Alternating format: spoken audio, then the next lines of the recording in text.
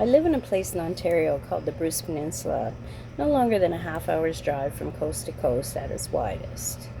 To the west is Lake Huron, a lake that gradually gets deeper and has lovely beaches all down its coast. To the east is Georgian Bay, a very deep, cold body of water framed on the coast with cliffs, which are part of the Niagara Escarpment, stretching from Niagara Falls all the way up to Manitoulin Island. All in all, this creates a very diverse ecological biosphere. It also creates a lot of snow in the winter, what we northerners like to call lake effect snow, and is the main reason I'm down here and not up there freezing my ass off right now. So we go from being primarily outside people for 6 months before our asses get stuck inside for the other 6 horrible months of the year. So being snowbound for that long helped to create a growing movement shortly before the time this story occurred. Online shopping.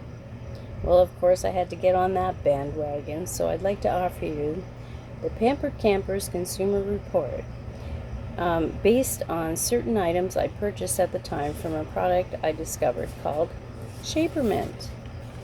The first product is called the Impetua High-Waisted Shaping Leggings. They weren't kidding about the high waist, as the top goes right up to the bottom of my boobs and is held there, not very well, by silicone strips. It also has a rather large gusset that feels like a big diaper between your legs. The second product is the Impetua All Day Everyday Scoop Neck Cami. Bit of a mouthful, that. A very important tip. Do not try to put it on over your head. Well, they tell you in the instructions to step into it, but I didn't have my glasses on, and the only instructions I tend to read are either for Lego or IKEA. So naturally, didn't I get my arms stuck over my head. After a half hour of trying to get it off, I was ready to start crying and thought I'd have to go over the neighbors for help. Imagine that scene in the middle of the night. Freezing rainstorm, some half-naked crazy lady with her arms sticking up and her boobs hanging out, showing up on your doorstep asking for help.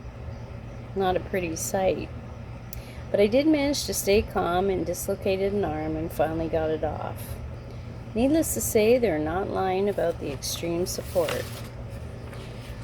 Just as a final note, do not go on long walks wearing the cami. I went for a walk on the beach and wondered why it was getting so hard to breathe. The cami had rolled up to under my breast and was hugging me like an over-amorous boa constrictor. Well, at least it was keeping the waistband of the leggings from rolling down.